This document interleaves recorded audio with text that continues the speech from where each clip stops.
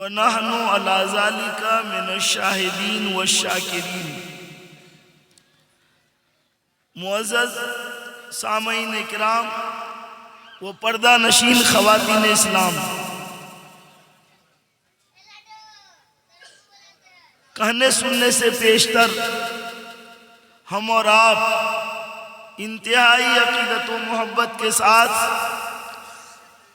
بارگاہ رسالت مآب صلی اللہ تعالیٰ علیہ وسلم میں درود پاک جی لگا کر کے پڑھ لیجئے۔ پڑھ رہے ہیں آپ لوگ؟ اللہم صلی علی سیدنا شفیعنا مولانا محمد بارک وسلم صلاۃ و سلام دائما علیک یا رسول اللہ صلی اللہ تعالیٰ علیہ وسلم۔ کافی دنوں کے بعد آپ لوگوں سے روبرو ہونے کا اتفاق ہوا۔ مجھ کو ایسا لگتا ہے کہ آپ کے مسجد کے سامنے کوئی میدان خالی تھا پہلے اور ایک جلسہ ہوا تھا، اسی میں میں آیا تھا، اور اس کے بعد آج میں دوسری مرتبہ آیا ہوں۔ یہی وجہ ہے کہ میں مومن پارہ کے راستہ گھاٹ کو بھی نہیں جانتا ہوں، جبکہ بڑی مسجد میں 21 سال ہو گئے۔ اور اللہ تعالیٰ کا شکر، اس کا احسان ہے، نسیم بابو فون کیے کہ لوگ آپ ہی کی گفتگو سننا چاہتے ہیں۔ اگر یہ حقیقت پر مبنی ہے تو سبحان اللہ، اگر حقیقت پر مبنی ہے تو سبحان اللہ، اور حقیقت پر مبنی نہیں ہے تو ماشاءاللہ۔ سمجھ میں بات آ رہی ہے کہ نہیں؟ اس دفعہ ایک مزار باڑی ہے آگے، وہاں سے سننے میں آیا کہ 45 آدمی جا رہے ہیں، اور مومن پاڑہ سے سننے میں آیا کہ 80 آدمی جا رہے ہیں۔ ٹوٹل ملا کر کے 125 آدمی ہو گئے۔ کتنے ہوئے؟ 125 آدمی وہاں گئے اور پھر حاضری دیا، چادر پیش کیا، پھول پیش کیا، اور اس کے بعد وہاں سے آیا اور جیسے تھا ویسے ہی رہا۔ تو ایسے پکنک سے کیا لینا دینا؟ ایسے پکنک سے کیا لینا دینا؟ 125 آدمی میں بھی کم سے کم 25 آدمی توبہ کر لیتا اور نماز پڑھنے کا حضرت کے یہاں وعدہ کر لیتا، تو ہماری پرانی مومن پاڑہ کی مسجد پوری ہو جاتی۔ لیکن اگر ہم ایسے ہی آنا جانا کرتے رہتے ہیں تو اس سے کیا جاتا ہے؟ کچھ نہیں۔ بہرے کیف میں چند باتیں آپ کے سامنے پیش کروں گا۔ ہماری آواز خود ہی بہت زیادہ متاثر ہے۔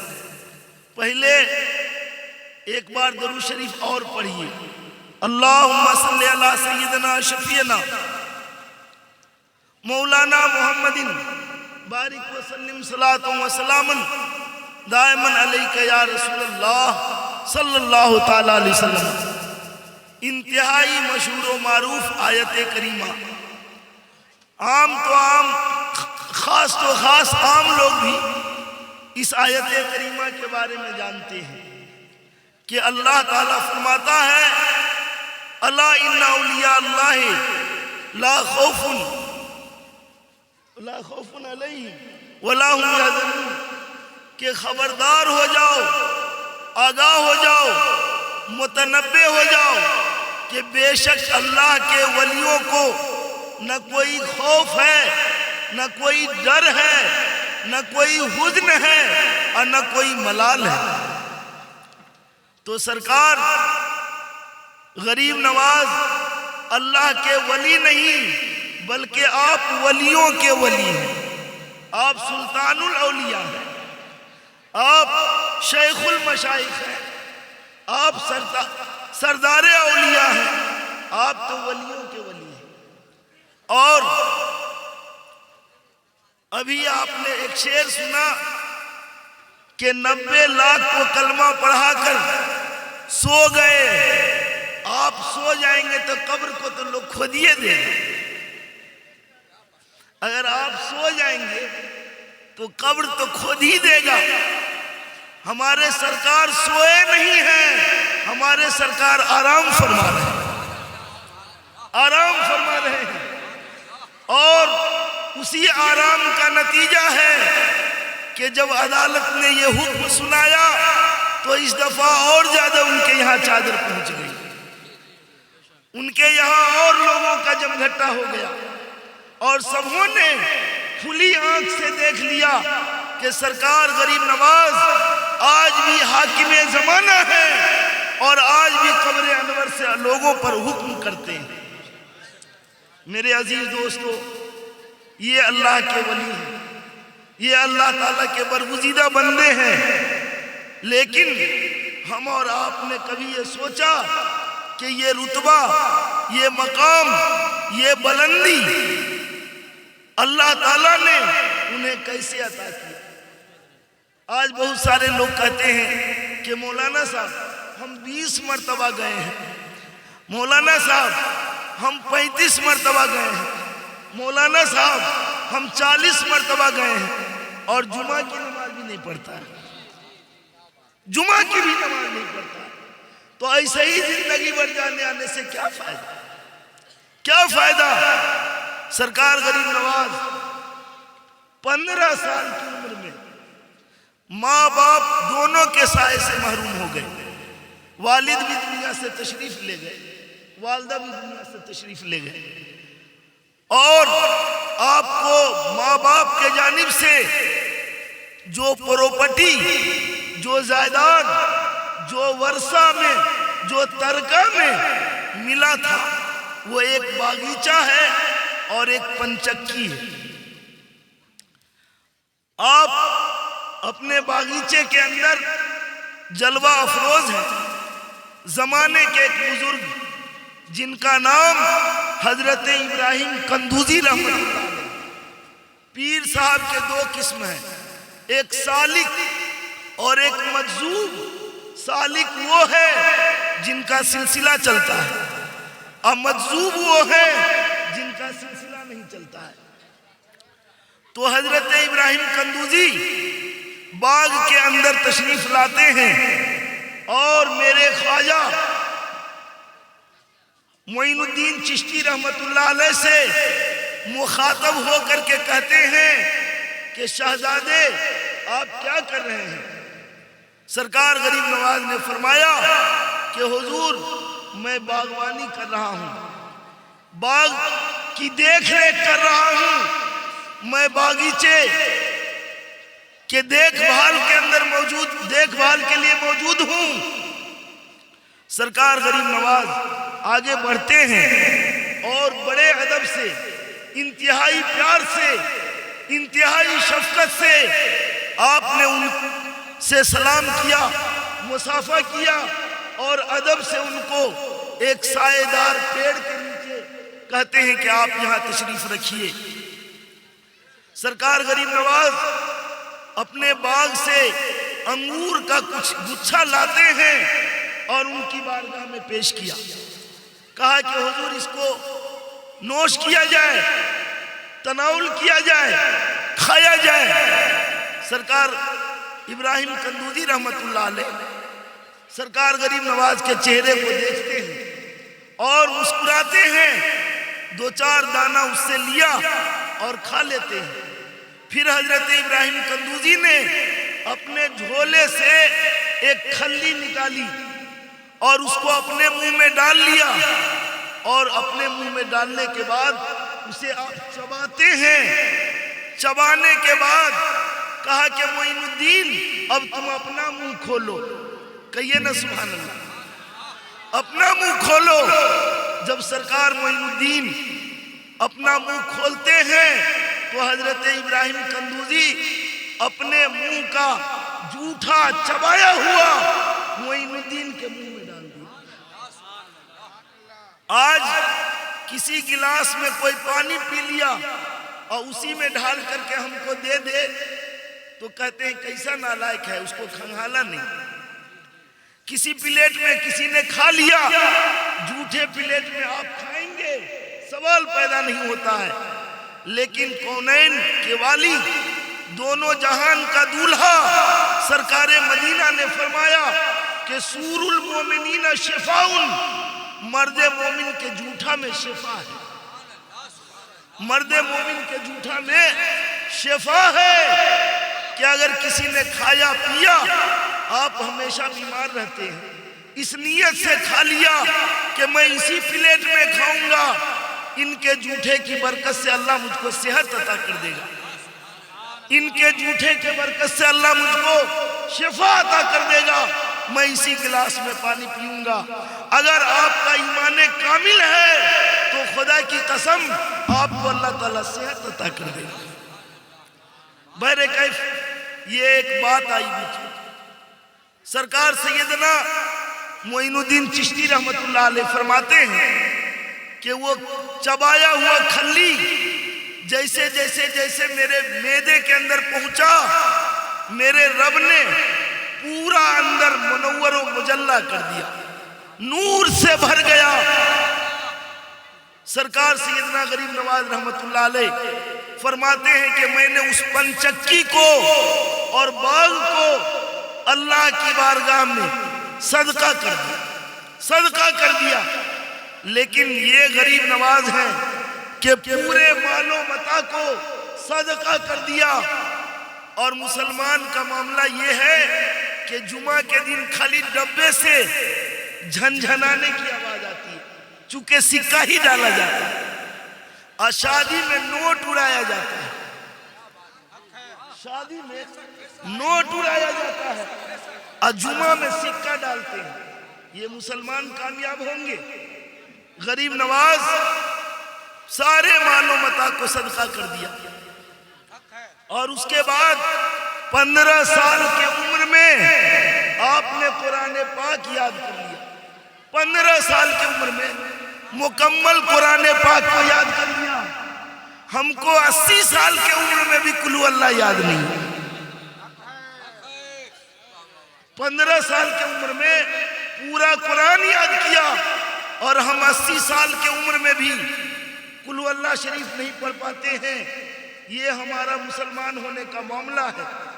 میرے عزیز دوستو، سرکار غریب نواز اب وہاں سے نکلتے ہیں اور آپ قصبہ ہارون چلے جاتے ہیں۔ آپ نے علم ظاہری کو حاصل کرنا شروع کر دیا، بہت کم ہی مدت میں آپ عالم ظاہر ہو گئے، عالم ہو گئے، فاضل ہو گئے، مفتی ہو گئے، محقق ہو گئے، مفسر ہو گئے، محدث ہو گئے۔ جب اللہ تعالیٰ نے پورے سینے کو علم دین سے بھر دیا تو اب سرکار غریب نواز روحانی تربیت کے لیے ایک پیر و مرشد کو تلاش کرنے لگے، جن کا نام حضرت خواجہ عثمان ہارونی رحمۃ اللہ۔ آپ ان کے صحبت میں رہنے لگتے ہیں۔ آج بھی ہم لوگ مرید ہوتے ہیں، لیکن ہمارے مرید ہونے کا منشا الگ ہوتا ہے۔ اگر اولاد نہیں ہے تو پیر صاحب دعا کر دیں گے تو اولاد ہو جائے گا۔ ہم اس لیے مرید ہوتے ہیں کہ اگر 2-4 بیٹیاں ہو گئی تو پیر صاحب دعا کر دیں گے تو بیٹا ہو جائے گا۔ ہم اس لیے مرید ہوتے ہیں کہ پیر صاحب دعا کریں گے تو ہم مالدار ہو جائیں گے، ہمارا کاروبار آسمان کو چھونے لگے گا۔ ہم اس لیے مرید ہوتے ہیں۔ لیکن سرکار غریب نواز اس لیے مرید نہیں ہوئے۔ سنیے، آپ سرکار حضرت عثمان ہارونی کے پیچھے پیچھے رہنے لگے، ہفتہ 2 ہفتہ نہیں، مہینہ 2 مہینہ نہیں، سال 2 سال نہیں، بلکہ 20 سال تک حضرت ابراہیم، حضرت عثمان ہارونی کے خدمت میں آپ تھے۔ جب 20 سال کا زمانہ ہو گیا، اتقوا فراست المومنین، تو فراست ایمانی سے حضرت عثمان ہارونی نے دیکھ لیا کہ اب معین الدین اللہ تعالیٰ کا کامل بندہ ہو چکا ہے۔ ایک دن بلایا اور کہا کہ معین الدین یک شبانہ روز مجاہدہ کرو۔ مجاہدہ کا مطلب یہ ہوتا ہے کہ 24 گھنٹہ بغیر کھائے پیے اللہ اللہ کرنا۔ تو آپ نے یک شبانہ روز مجاہدہ کیا اور اس کے بعد اپنے پیر و مرشد کی بارگاہ میں حاضر ہوتے ہیں۔ کہا کہ حضور 24 گھنٹے کا مجاہدہ ہو گیا۔ ان کے پیر و مرشد نے کہا کہ پڑھیے 1000 مرتبہ سورہ اخلاص، 1000 مرتبہ سورہ اخلاص یعنی قل اللہ پڑھیے۔ آپ نے قل اللہ شریف 1000 مرتبہ پڑھا۔ اس کے بعد کہا کہ زمین کے طرف دیکھیے، زمین کے طرف دیکھا۔ ان کے پیر پوچھتے ہیں کہ معین الدین کہاں تک دیکھتے ہیں؟ آپ نے فرمایا کہ میں زمین کے آخری سطح تک دیکھتا ہوں جس کو اسفل السافلین کہتے ہیں۔ کہا کہ 1000 مرتبہ قل اللہ اور پڑھیے۔ 1000 مرتبہ قل اللہ اور پڑھتے ہیں۔ اس کے بعد ان کے پیر نے کہا کہ آسمان کے طرف دیکھیے۔ تو انہوں نے آسمان کے طرف دیکھا۔ پیر پوچھتا ہے کہ معین الدین کہاں تک دیکھ رہے ہو؟ آپ نے فرمایا کہ میں عرش تک دیکھ رہا ہوں۔ ہم دوربین لگا کے بھی نہیں دیکھ سکتے۔ آپ کہتے ہیں کہ میں عرش تک دیکھ رہا ہوں۔ اس کے بعد کہا کہ 1000 مرتبہ قل اللہ اور پڑھو۔ 1000 مرتبہ قل اللہ اور پڑھا اور کہا کہ معین الدین پھر اوپر دیکھو۔ پھر جب اوپر دیکھا کہا کہ اب کہاں تک دیکھ رہے ہو؟ آپ نے فرمایا کہ میں باب عظمت تک دیکھ رہا ہوں، یعنی عرش معلیٰ تک دیکھ رہا ہوں۔ ان کے پیر و مرشد کھڑے ہوتے ہیں اور اپنا لباس ان کو پہنایا اور ان کے سر کے اوپر اپنا امامہ ڈالا اور جو کچھ باقی تھا سینے سے لگا کر سارے علم کو ان کے سینے میں منتقل کر دیا۔ اس کے بعد حضرت نعرہ تکبیر، خواجہ نعرہ رسالت، مسلک اعلیٰ حضرت، جشن غریب نواز، خواجہ کا ہندوستان۔ پھر حضرت خواجہ عثمان ہارونی رحمت اللہ علیہ کہتے ہیں کہ معین الدین اب ہم دونوں سفر کریں، مکہ کے طرف سفر کرتے ہیں۔ مکہ شریف خانہ کعبہ میں حاضر ہوتے ہیں اور پیر و مرشد دونوں طواف کرنے لگتے ہیں۔ خانہ کعبہ کے 7 چکر کو ایک طواف کہتے ہیں۔ 7 چکر لگایا۔ جب طواف مکمل ہو گیا غلاف کعبہ کو پکڑتے ہیں، حضرت عثمان ہارونی پکڑتے ہیں، معین الدین بھی پکڑتے ہیں اور پیر دعا کرتا ہے کہ الہ العالمین میں نے معین الدین کو قبول کیا، تو بھی معین الدین کو قبول کر لے۔ خانہ کعبہ سے آواز آتی ہے کہ عثمان ہارونی جس کو تو نے قبول کیا اس کو میں نے قبول کیا، جس کو تو نے قبول کیا اس کو میں نے قبول کیا، لیکن آپ کا نام معین الدین ہے اور غریب نواز کیسے ہو گئے؟ غریب نواز کیسے ہو گئے؟ جب خانہ کعبہ سے آواز آئی کہ عثمان میں نے معین الدین کو قبول کیا، ہمارے خواجہ غریب نواز سمجھتے ہیں کہ دریائے رحمت جوش میں ہے، اس وقت ہم جو مانگیں گے میرا رب سب عطا کر دے۔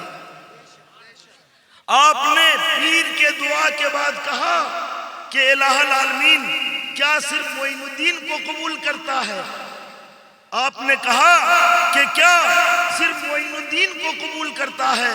جب آپ نے یہ کہا پھر آواز آتی ہے کہ معین الدین میں نے تم کو قبول کیا اور جتنے لوگ قیامت تک تیرے دامن سے وابستہ ہوتے رہیں گے، میں سارے لوگوں کو قبول کرتا رہوں۔ تو اتنے دن سے معین الدین تھے، اب غریب نواز ہو گئے، اب غریب نواز ہو گئے۔ یہ سرکار سیدنا خواجہ معین الدین چشتی حسن سنجری رحمت اللہ علیہ ہیں۔ میرے عزیز دوستو، میں یہ گزارش کروں گا کہ آج بھی پورے ہندوستان، بنگلہ دیش، پاکستان سے لوگ ان کی بارگاہ میں حاضری کا شرف حاصل کرتے ہیں، اور جن کا دامن، جن کے اخلاص جیسے ہوتے ہیں، غریب نواز اسی طریقے سے عطا کرتے ہیں۔ آپ نے اپنے پیر و مرشد کے ساتھ حج بیت اللہ کیا، اور اس کے بعد مدینہ المنورہ میں حاضری ہوئی۔ سرکار کے حکم سے آپ ہندوستان تشریف لائے۔ یہ بڑا لمبا واقعہ ہے، لیکن بڑی تیزی سے گفتگو ختم کرتا ہوں۔ جب ہندوستان میں تشریف لائے تو پھر آپ کبھی بھی جیسے اور لوگ حج کرتے ہیں، آپ نے حج نہیں کیا، لیکن تصرف کا یہ عالم کہ جتنے حاجی جاتے تھے کہتے تھے کہ میں نے غریب نواز کو طواف کرتے ہوئے دیکھا ہے، میں نے غریب نواز کو مینا میں دیکھا ہے، میں نے غریب نواز کو مزدلفہ میں دیکھا ہے، میں نے غریب نواز کو عرفات میں دیکھا ہے۔ اللہ نے آپ کے مقام کو اتنا بلند کر دیا کہ ہندوستان اور مکہ کی سرزمین کو سمیٹ دیا۔ آپ جب چاہتے تھے تب تشریف لے جاتے تھے، لیکن آپ نے ظاہری طور پر تو حج نہیں کیا، لیکن حج کیسے کروا دیا لوگوں کو وہ سن لیجئے۔ آپ تشریف فرما ہیں اور بہت سارے لوگ گھیر کر کے بیٹھے ہوئے ہیں۔ سرکار غریب نواز تقریر کر رہے ہیں، اور دن بدن بڑے سنگ دل کافر راجپوت لوگ وہ جگہ ہی راجپوت کفر کی زنجیر کو توڑ کر کے اپنے آپ کو حلقہ اسلام میں داخل کیا۔ تو کانا پھوسی کرنے والے ہر زمانے میں لوگ رہتے ہیں، تو راجہ کو سمکا دیا کہ غریب نواز کے ماننے والے دھیرے دھیرے زیادہ ہو رہے ہیں، کہیں ایسا نہ ہو کہ آپ ہی کا بندہ کٹ جائے، اسی لیے ان کا کام تمام کیا جائے۔ ایک ایسے ناہنجار، ناعاقبت اندیش انسان کو تیار کیا گیا اور کہا گیا کہ تو بھی ان کے ماننے والوں کی طرح ان کے محفل میں جاؤ اور ان کا کام تمام کر دو۔ وہ جاتا ہے اور اسی محفل میں ایک کونے میں بیٹھ جاتا ہے۔ سرکار غریب نواز کی تقریر ختم ہو جاتی ہے، لوگ دھیرے دھیرے اٹھ کر کے جانے لگتے ہیں، سلام کر کے، ہاتھ کو چوم کر کے، پاؤں کو چوم کر کے جانے لگتے ہیں۔ جب دھیرے دھیرے لوگ چلے گئے تو سرکار غریب نواز کی نظر اس کے اوپر پڑتی ہے۔ آپ نے فرمایا کہ تم کیا انتظار کرتے ہو؟ تم جس کام سے آئے ہو تم بھی اپنا کام کر کے نکل جاؤ، تم بھی اپنا کام کر کے نکل جاؤ۔ جب حضرت نے یہ کہا تو اس کا پورا بدن وائبریشن میں آ گیا، کانپنے لگا، لرزہ براندام ہو گیا، اور کہا کہ حضور کوئی بات نہیں ہے، ہم بھی آپ کی تقریر سننے کے لیے آئے۔ کہا کہ نہیں، تم کسی دوسرے کام سے آئے ہو۔ جب حضرت نے یہ کہا، اپنے آستین سے چھری نکال کر کے سامنے رکھ دیا اور کہا کہ حضور مجھ کو ایک منصوبے کے تحت آپ کو قتل کرنے کے لیے بھیجا گیا تھا، لیکن آپ نے میرے دل کی کیفیت کو جانا۔ یہ لوگ ماتھے کی آنکھ سے کم اور دل کی آنکھ سے زیادہ دیکھتے ہیں۔ آپ نے دیکھ بھی لیا اور منشا بھی بتا دیا، لیکن وہ آنے والا نوجوان کہتا ہے کہ حضور اب میں آپ کی بارگاہ سے اس وقت تک نہیں جا سکتا ہوں جب تک آپ اسی چھری سے میرا کام تمام نہ کر دیں۔ سرکار غریب نواز فرماتے ہیں کہ اسی چھری سے تیرا کام تمام کر دوں تو تجھ میں اور مجھ میں فرق کیا رہ جائے گا؟ مجھ پر لوگ ظلم کرنے کے لیے آتے ہیں اور میں تو معاف کرنے کے لیے آیا ہوں، میں تو معاف کرنے کے لیے آیا ہوں۔ سرکار غریب نواز اپنے قاتل کو معاف کرتے ہیں، وہ پڑھتا ہے اشہد ان لا الہ الا اللہ وحدہ لا شریک لہ واشہد ان محمدا عبدہ ورسولہ، ایمان لے آیا۔ سرکار غریب نواز نے اس کے اوپر اس طرح کی نظر ڈالی کہ وہ پتھر سے ہیرا ہو گیا، اور زندگی میں اس نے 25 مرتبہ حج کیا۔ کتنی بار؟ 25 مرتبہ حج کیا، اور آخری حج میں اس حرم محترم میں اس کی روح پرواز کر گئی۔ انا للہ و انا الیہ راجعون۔ تو آپ اگر کسی کے اوپر کرم کرتے ہیں تو پتھر سے ہیرا بنا دیتے ہیں، لیکن شرط یہ ہے کہ ہمارے دل کے اندر اسی طرح کا اخلاص ہو، اسی طرح کا جذبہ ہو، اسی طرح کی پاک نیت ہو، اسی طرح کے اچھے خیالات ہوں۔